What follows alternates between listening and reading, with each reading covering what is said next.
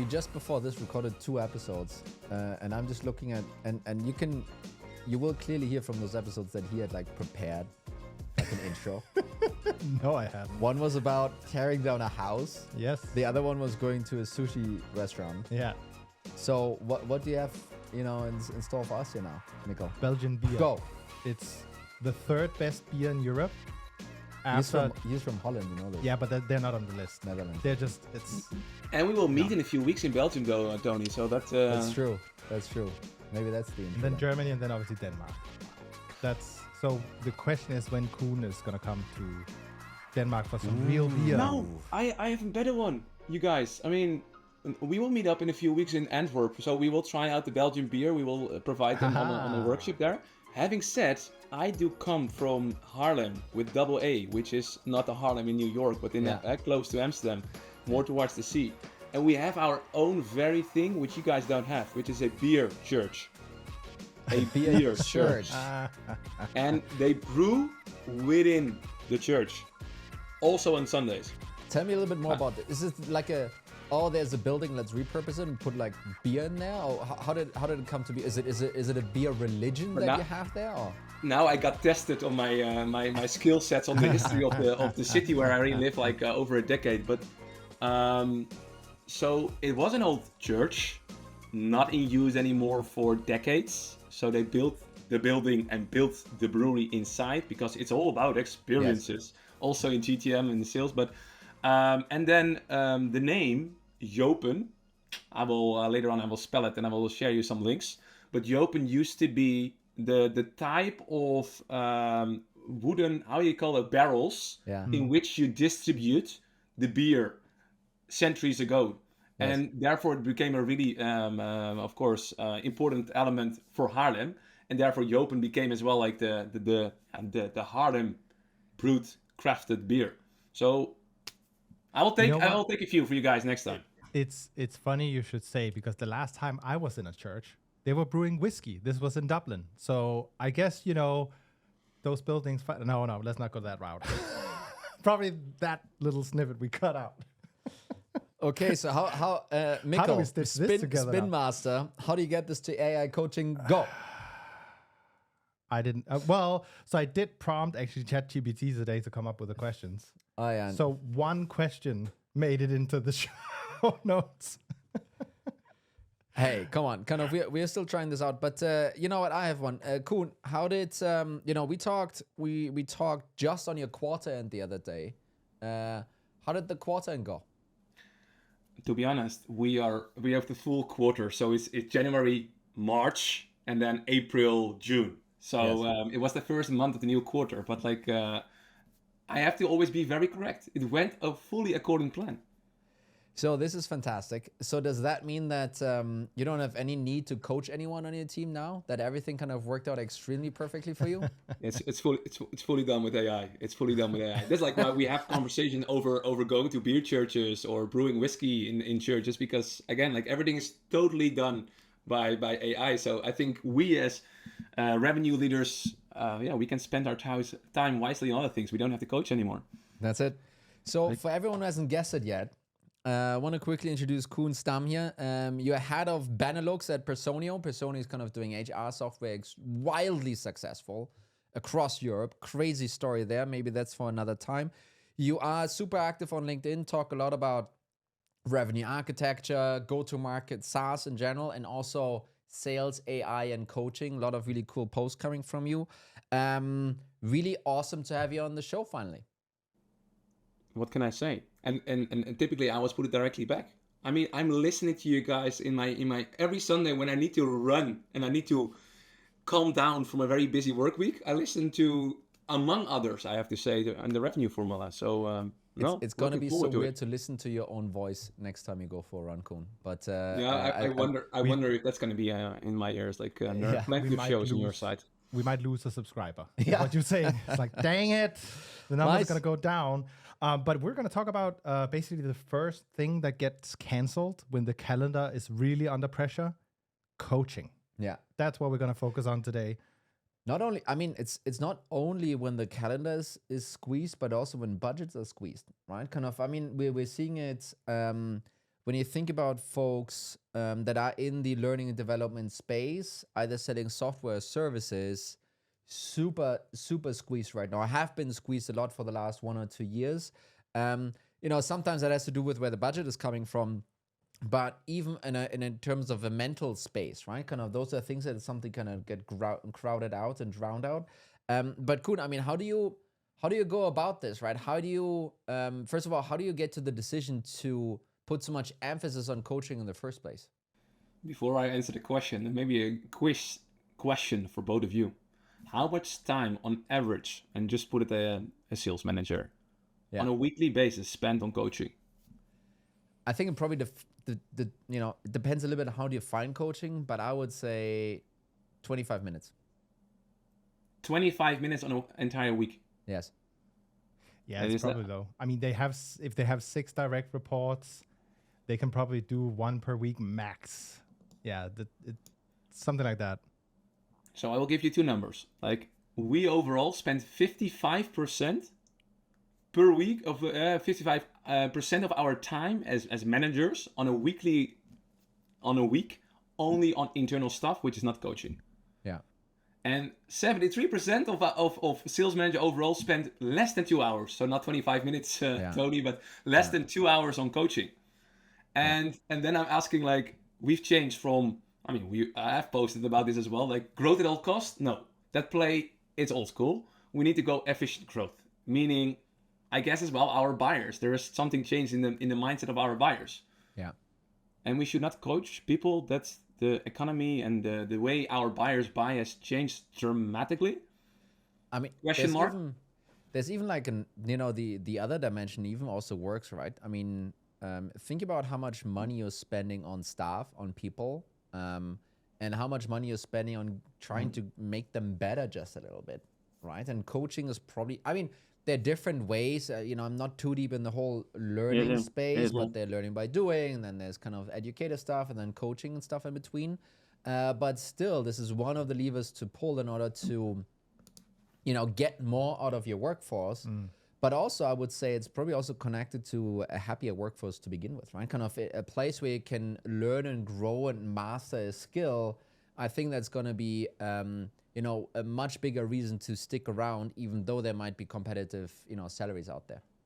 On this topic, and fully true. I mean, I know that you're also a big fan of KD. I know he was also on the show. And the first thing, to be honest, what I really like our organization, Personio, we fully invested in KD for our leadership training. And I can highly recommend, because there's only a few on LinkedIn or out there in the globe in GTM who is as much focused on leadership development than KD is. And I think that's like solely highly underestimated for us, the importance of first line, front line manager development. They have, like Mikkel said, like on average 6, 7, 8 direct reports. If we don't develop them, how can they develop their people? From which indeed, and then coming back to your point, still like the overall salary cost is the biggest asset on our P&L. Yes. Yeah, why spend only a fraction of our time where we as leaders get paid for on coaching? But yeah, like you said, like it's the first thing which we are skipping, because the day-to-day and deal reviews and internal forecast meetings, etc., they get prioritized. So, I mean, you almost half answered my next question here, but why do you think that is actually? Why is coaching dropping away most of the time? Because you can make the rational argument super easily, right? We just kind of did it. It's super straightforward. It's probably one of the highest ROI positive things you can do as being a manager or leader. But why is this one of the areas that gets cut and squeezed away immediately? I think if you ask me, for 2 elements. Like, first, that a IC or even a first line manager is not successful is only because of leadership. Yeah. We as leaders, we define what our people, our first line leaders, what our ICs need to do, right? And the first thing we always mention is saying, like, we are not customer centric, but we are really feature and product centric. Why? We teach our people those elements and not like being very customer centric. What are we trying to solve? Use cases, jobs to be done. And that's the very first thing we are asking in a deal review or in a one-on-one. We directly go into the metrics. and then getting back towards what KD always says, like, a IC doesn't want to hit quota. An IC is a person in an organization who has a personal goal. What is that personal goal? And if you really ask people, eventually, of course, that lays outside their job. By by luck, actually, when you think like, what does he has in his hand? But this is from my son who just played this morning here, so it's like a little dinosaur. But I have it just in my hand. But no, so it's a personal goal which people want to reach, and personal satisfaction is still the proud that every individual has. Meaning, I want to show in the organization that I developed, that I got promoted, like these kind of things. Yeah. Actually, I'm very proud that in my Benelux team, because indeed I'm only responsible within Personio for the Benelux. Only one person in the team didn't hit promotion. Even my sales manager, I mean, she made like the entire team being able to promote it, except for one person. So still a goal for this year. She also got promoted. And I think, again, like, that can't happen without the right focus on a fundament where we say, you are today here, you want to go there, how are we going there? We need some structure, we need some plan, we need some documentation, and then we need to consistently coach people on only those elements so they make impact in their current job. Because again, if I ask you, hey, where do you want to improve on as an IC or as a manager? And most likely if you ask me, then I got like an entire list of what I want to reach in the next year. But I think what is very important is to, and I think it also goes wrong. It's unstructured. It is all over the place, and it's inconsistent how we are coaching. Yeah. So I think those elements, structure, let's bring it down into like a long list towards like, hey, no, what are the key elements where in your current role you need to focus on this quarter, also time frame, make it really specific. I think, and then consistent. So I know that everyone is squeezed. I mean, I'm the last to say that I always execute with my leaders and with my ICs all the coaching, but at least it needs to happen on a bi-weekly basis. And then I think the last thing, because we talked about the personal goal that someone has, but I found it also very important that there is like then a piece of intrinsic motivation from the IC that he or she really wants to develop, and he or she needs to have skin in the game. So when it comes, like, for instance, if you ask me, my coaching, I don't ask my leaders that I force upon them coaching. I ask them, you are in charge of your personal goal. You want to make promotion. I'm available. It's bi-weekly coaching. You own the meeting. Yeah. Because also to put this accountability back towards the people, because it takes two to tango if you want to build a coaching culture within an organization. I'm sometimes wondering if the reason for the lack of coaching, despite all the good positive reasons why you obviously should do it, if the real reason is simply that people don't know how to do it. Yeah. Like, honestly, it's like, sure, yes, I know I should be brushing my teeth, and I think most of us know how to do that. Maybe there was a terrible example. And you are doing it, right? I'm supposed to, right? No, but you know what I mean? It's like you've gotten to the quote unquote top as a manager, as a director, as a leader, not by way of coaching. No. Mostly. You've gotten there, especially in the sales profession, through other means. And then this is a bolted on additional skill that you realize, hopefully eventually, that you totally need to have. And then to your point, and this is where I think it's great that you guys are working with KD on this, is you need to actually, teach how to do coaching.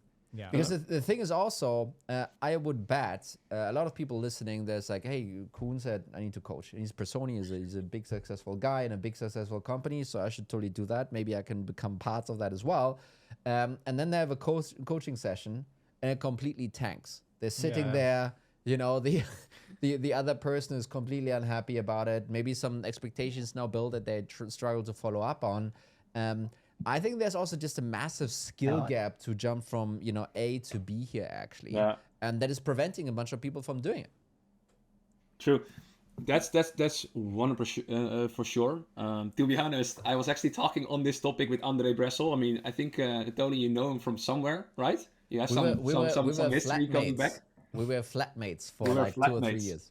Yes. And typically, I mean, coaching means as well being open and vulnerable and asking for feedback. So I already shared my presentation. I shared this, and he gave feedback this morning.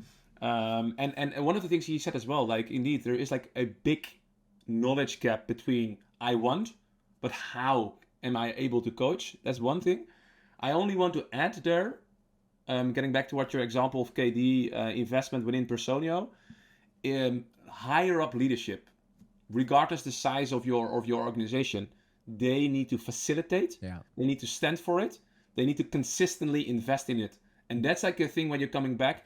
If leaders, and it starts with the CEO, don't believe in it, or CRO eventually if I talk about commercial organizations, and they are not investing in it and advocating for it consistently, again, that word consistent you will hear quite often, it also going to fail. Because if I want it as like me as a regional leader, but the organization, in this case, we have like a big enablement team led by Gesine.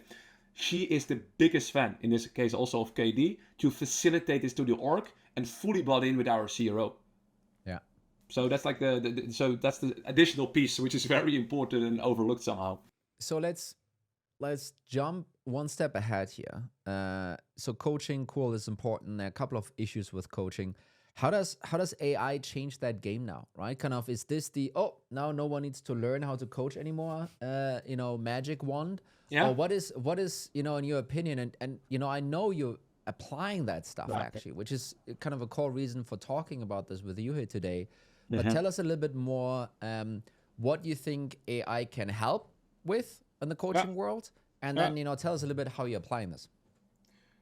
I think it's important to understand where AI can help and where AI can't help.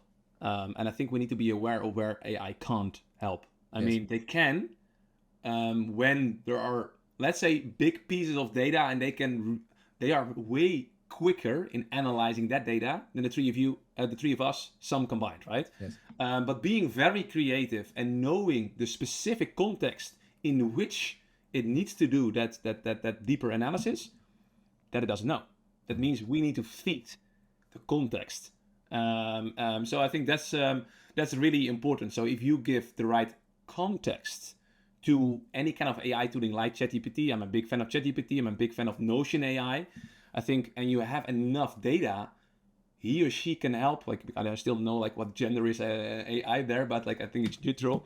But they can really help to and that there comes again, like, I have this massive list of things I want to develop when it comes to coaching. And I rather ask AI in the right context for the right period of time. I ask it to concise it, to make it digestible, to make it actionable. And I can use all these kind of specific framings of prompts. And he or she, or at least AI, neutral there, but they will give something back where I can work with, where I can think like, hey, does this resonate with my context? Mm-hmm. And of course, the first or the second or the third outcome of anything from a ChatGPT prompt or another AI tool will be perfect.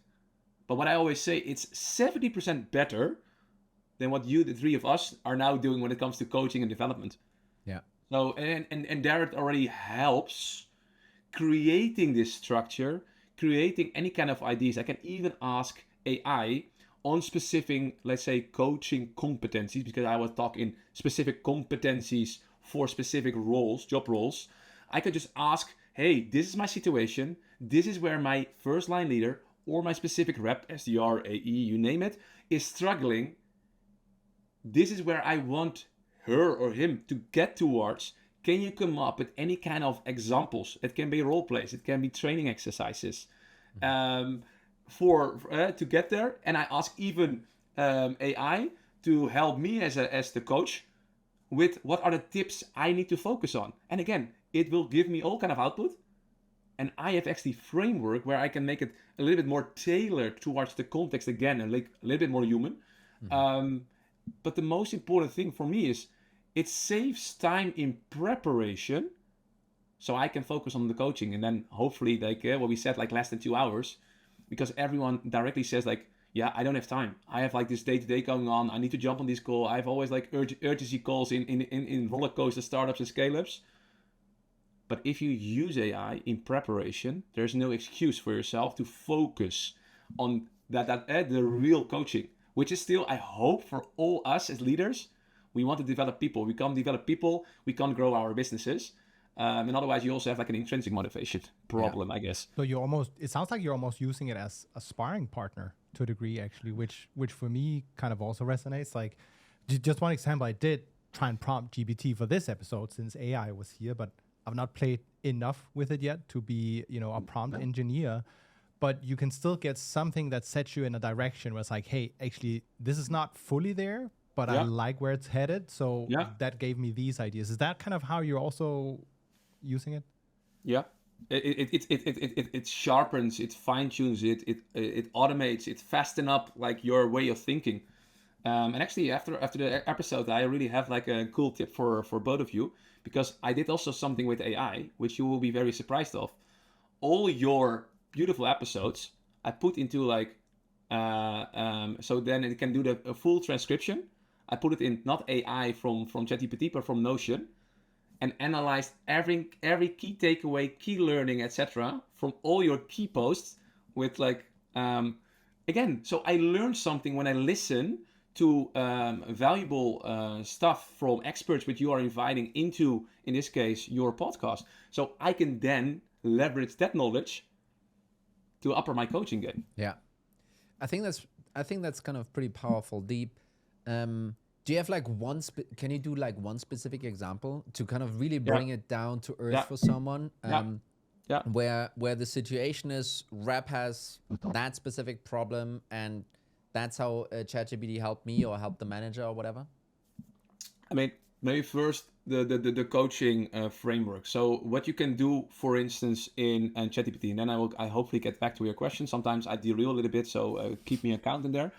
So if you ask a ChatGPT, let's just use now ChatGPT as a function. I said like, hey, I'm a GTM sales leader in a scale up to X amount of ARR. I'm leading this and this. I mean, for myself, I'm leading this region, which is at this stage.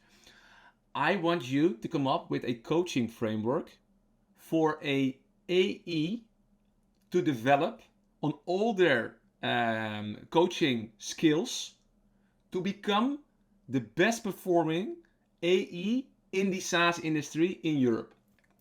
But you see like all these nuances of trying to make it more specific. Like, give me an overview of the 75 key competencies needed to get towards this goal. And boof, of course, I mean, easily in less than 15 seconds, it spits out like 75 coaching. Then I'm just going through it. And I ask it actually to cluster it. So I said, hey, in your next prompt, please bring this down to the most impactful 25 coaching competencies. And I just repeat again the specifics of prompt 1. And cluster this into 5 core topics, 5 core groups. And please return it into a table. The thing is, I think eventually as well with coaching and everything which I'm trying to coach towards people, it also needs to look nice, right? Mm-hmm. So I just ask like 5 main cluster groups, and then per each cluster, 5 specific competencies. And so I'm asking, for instance, and I'm actually working with a very actual example. I just came actually from a call with one of the reps, which I'm coaching on the side as well, because I have my sales manager who is coaching. But in this case, he also asked for additional coaching on, I want to have more control post-demo in my call or after the email on how to get towards, of how to keep control over a sales cycle. Mm-hmm. I mean, awesome. Just ask tips to ChatGPT, like, hey, I've done the demo on 2 or 3 key levers in my demo conversation, and I want to keep more control over the deal cycle, want to better understand what does it take to get toward a signature or a deal or you name it. Ask this specifically, and again, like I really focus on the post-demo part in a meeting with my champion, and it just spits out a few tips or examples. And then I'm asking, based on this outcome, can you provide me with any kind of role plays? So either the rep himself or me as a coach can additionally role play on this specific competence. And again, I don't have to tell you, I mean, I can show you the outcomes. Like, it's nice. It just gives me some input for myself, which I think, boof, I write it down. And directly I can, as a coach, I can apply this in the day-to-day with the rep. Yeah. And then the last thing, I know I'm always rattling about this topic. What I found very important once we are doing this, and then I come back towards one of the posts I stole from you guys when after the KD conversation. What does good look like? Does this work? Yes, it's proven once or twice, or ideally more than 2 times in practice. I write it down. What does good look like? I document this as well with my rep so I get buy-in, and we can actually start teaching it as well to make it consistent for this person, but as well for the teammates in the team. So for me, it always directly comes down like, hey, you're going to practically apply it, and if it works several times, because of course 1 time or 2 times can be lucky, then I document it as a what good looks like practice. So he can be proud, in this case it is a he can go back towards his teammate and maybe do peer-to-peer coaching rather than, again, like I have to do it. So in this way, you also make it more scalable and fun. A quick follow-up actually on, because you kind of touched on 2 different topics here. One is you talked about the framework, and then you talked about an example. Just to finish the thought on the framework itself, Yeah. you have the table, you have the 5 groups, and out of the 25 different topics. Yeah. You're likely not going to go to a rep and say like, now you need to get great at all of these different things. Is the next step here to basically kind of rate them or rank or rate them basically? The most important element of all us is, even like when we go towards annual planning or everything, if you put something top down on people, whatever the person in the role, it's not going to work.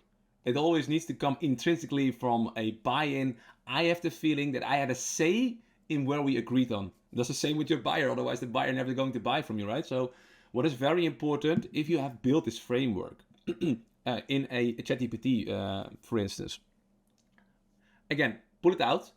I build it fully in Google Sheets because that's the most practical, not like fancy tools you need to purchase. Make it compelling, so visual, so that also helps with eventually buy-ins. And indeed, what you're then asking is, so I put those 25 competencies per role. Can be SDR, can be AE, can be first line manager, can be even a nice thing. People in our team picked it up as well, like the CSM leaders also did for CSM or for account management. And then you ask, like, rate yourself, and very, very straightforward, 1 to 3, on that specific, on each competency in each cluster. But I want to understand the why. Why are you rating a 1 or a 3? A 1 is I need to improve. A 3, or you can also do like a 1 to 5 skill. It's fine. And a 3 is no, I'm good. I'm perfect at it. No need to. I want to understand the rationale from him or her behind it. I do the same thing in the rating, and on only those elements where we really see like the biggest like mismatch between what I think you need to develop and what you think you need to develop, there we go into a real debate, discussion to see like, hey, but I think, and especially then it comes, of course, me as a coach, like, hey, I know that those 3 things you need, according me, to really get towards this promotion, get towards your personal goal, get towards being one of the most successful in your role. And I think the alignment between that's even more important. Because then if we have this buy-in, we can ask the AE or the first line leader, depending on the role, to, hey, now it's up to you. You are accountable. We schedule it for bi-weekly in our agendas. You own it. I'm here to help. Mm-hmm. But it sounds almost like, if we execute it like this, it's going to be perfect. It is not. But I think it's a process to make this work and repeat this every quarter.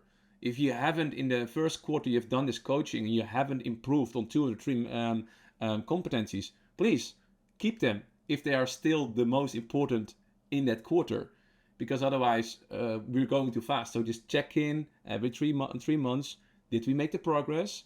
Yes. Okay, then we can move on with maybe all the 3, or it can also be 4, it can also be 2 competencies, because I want you at the end, if we have this performance growth cycle, so we have actually 2 of the year, like annual and mid-annual, which is like a little bit less formal, once a year very formal. I don't want to hear, oh yeah, I hit my quota 85% or I hit 110%. No, my question will always be first, where did you develop on? Where are you proud on that you really develop as a skill set? Because again, that comes back towards this personal goal and achievement and proud and ego. And so yeah, always a long answer to your question, but hopefully it gives some context. So you mentioned one thing that kind of made me reflect back to the last time I ran structured coaching, which is you end up with these categories. and people kind of need to rate themselves, and it has to be intrinsic, right? And what I saw happening over and over again is, you know what people gravitated towards? The middle. That it was like so common for a lot of folks to be like, yeah, I don't want to say I'm bad, but I'm not great. And I don't want to say I'm great. Maybe that's like a cultural thing to a degree, maybe. But so how, like, once people have, you know, filled in those boxes, do you then challenge them or have a like, how do you navigate that part? And then I guess the next step is you're going to end up picking one you want to improve. What kind of process do you then run with folks? Yeah. And again, I think there comes the difference between, I will not say like a good manager or a great manager. And actually, I also wrote a post about it. Maybe we should stop mentioning it a manager. You're not a manager. And there comes KD again. We manage processes. We lead people. So we actually more a coach or a leader than like we are a manager.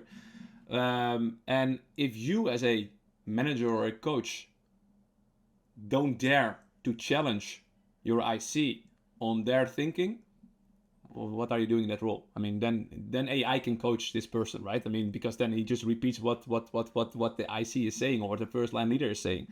So I think it's really important. Again, I have a job description. I know what you want to reach. This is your personal goal. If you want to reach this personal goal, you need to hit. I mean, you need to hit the targets and the things set for this role. And in order to do so, I'm strongly in the belief that those 3 things are the things you need to improve. So prove me wrong that you don't think. So again, it can be some friction, but again, I think therefore you need to spend properly on a quarterly basis a review of, are you and me still aligned? Because again, like if I said it actually this morning, again, I think I've said it a few times to one of his coaches. I said like, I don't want you that you need every bi-weekly coaching, but I see that we can bring you towards this point of this personal goal you want to reach. I leave it up to you to decide.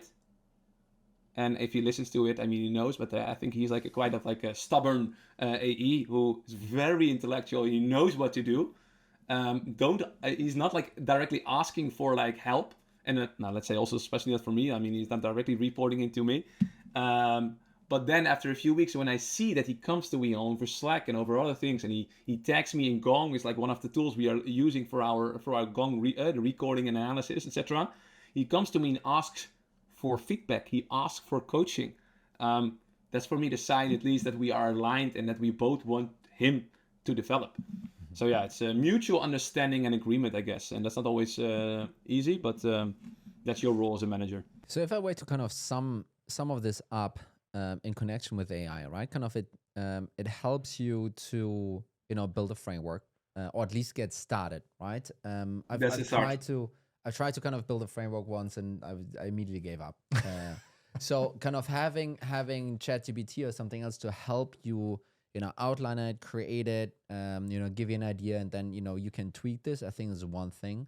And then then human process takes over, self-rating, discussion, you know, where do you think you have the best process, and then, or impact. And then once you've figured this out, AI can jump in again and help either the coach or the coachee on, here a couple of, you know, examples, how you could improve this skill. Here a couple of ways, like a role play of what you could do yourself, or what you could do with a mate, or what you could do with your manager in order to improve here. Mm-hmm. And then it switches back a little bit to the human, because then it's really the making sure that there's buy-in, making sure that there's intrinsic motivation, making this also part of a real process, right? Having actual stakes in this in terms of, we're going to talk about it, you know, quarterly, biannually, annually. We're going to, you know, probably connect it a little bit to your promotional path.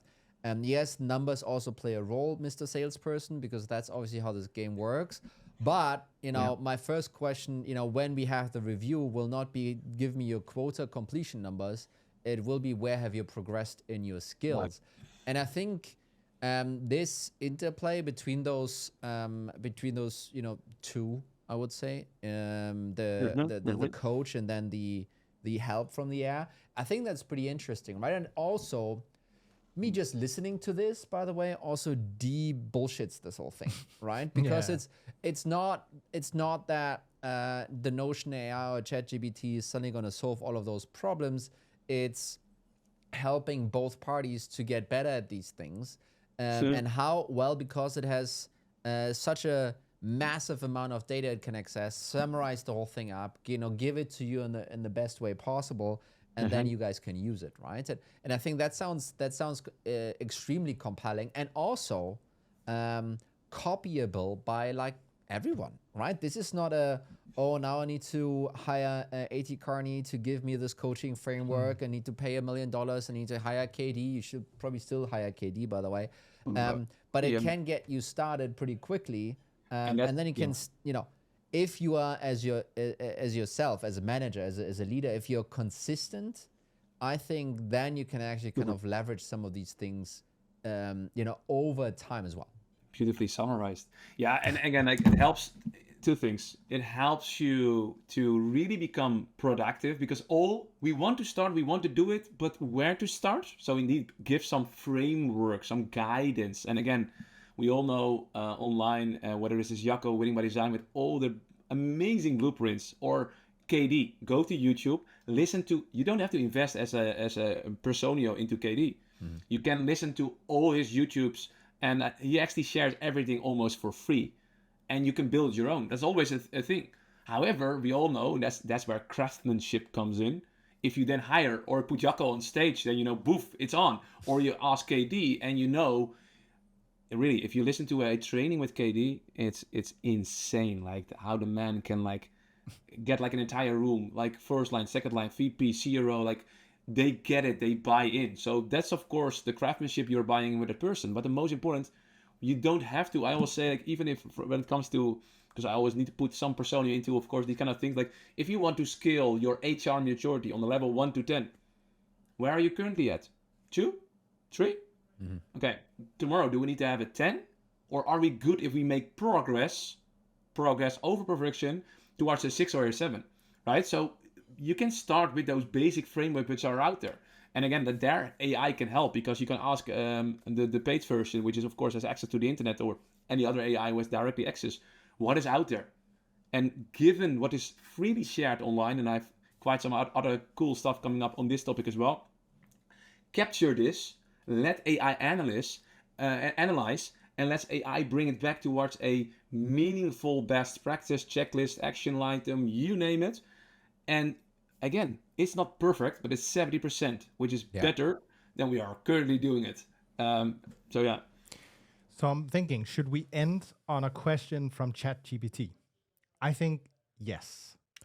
I will have another question after that. So probably not going to end on it. Why don't we take it now then? Cool. What are you and I doing in Antwerp in a couple of weeks? For sure, I need to bring some beer from Haarlem in my pocket and teach you and let you experience and enjoy like what it is to drink like real Dutch crafted beer from Haarlem. Wonderful. That's for one. So you have to do the same thing from Denmark. And then we are getting to like having some fun with Andre over Belgian beers, because I lived for almost a year in Ghent. So I think I'm also quite experienced like in the tasting there. So I think the hook I was waiting for was we're gonna be at We Are Sales. It's an event in Antwerp, and then we're actually gonna have what is the label of this? Kind of a pavilion executive gathering where we're talking about how to drive efficiencies applying the Rev architecture framework, and you and I will be talking about this a little bit and running the session. No, I think that's then the most better answer you can give on this topic, because I think as well, like as Pavilion, we are a Benelux chapter, and we've made sure that we finally also are coming to Belgium, because we have a lot of Belgium operators who are sometimes driving from Ghent or Antwerp towards Amsterdam, because we're there. Most of our meetups are actually taking place from Pavilion in Amsterdam. So now we finally can offer something as an aftermath with We Are Sales, the sales conference where Tony is able to speak. And then we are indeed going to do a workshop on how to apply revenue architecture or full funnel visibility in a very practical way. So actually, I'm really looking forward towards that topic. That's it. So what's the AI question? But you kind of bamboozled me, taking it almost to a segue to the end question. But I think let's still end on the AI question. Because basically, I had to filter out 9 out of 10 questions, and this is what we're left with, and I think it's a bit close. What's up, Pops? Stop. What's like one advice you want to leave the listeners with if they want to implement AI in their sales coaching. What do you want to have folks leave with today? As always, start doing it consistently. That's Yeah, no, and again, like on a really light note, because that's like where I'm a really big fan of, like, and I think maybe you've seen some of my posts in this topic as well. So all this framework and asking for role plays and exercise is all good, but it's still like quite generic when it comes to output. I want to listen to the credible voices out there, and if you, for instance, go on LinkedIn, if you only follow the top 25, and I follow, I think, way more top content creators on all kind of strategic, operational, and tactical levels on GTM. I mean, I've now built this library for 2 years, fully with AI, and that's like a real example. I want to build a library of all the great knowledge out there. So the likes of Jocko or KD, they post so much valuable stuff. Chris Walker on all elements. I actually take those posts, I archive them in a library, and it took me a year to think of what can I do with this library, because it's nice if you have a lot of posts and a lot of information and a lot of data, but how can I apply it consumable, concise, so people can take it? And there comes AI into place. AI now summarizes everything of those posts. There are 2,000 of those posts. And if I have a question, give me the 3 or 5 best post-disco questions I need to apply to get more control over this deal cycle where we discussed about. He just spits out 5 practical questions I can ask in 3 minutes when I now jump in a few minutes on a customer call. Yeah. Start doing it and do it consistently. It will really change a lot of all the BS which we are sometimes mentioning. I don't have time for this. Yes, but it's still like a hype or whatever, and it won't impact my job. It won't impact your job security. It will impact your job if you don't apply it, and then your competitor go ahead with it. So good luck with that one. Cool. Thank you so much for spending some time with us today talking about AI. Really looking forward to meeting you in Antwerp real soon. And if people like listening to the stuff, hit subscribe or follow, whatever it is you're kind of doing. And then see you next time. Have a good one, Koen. Bye-bye. Bye.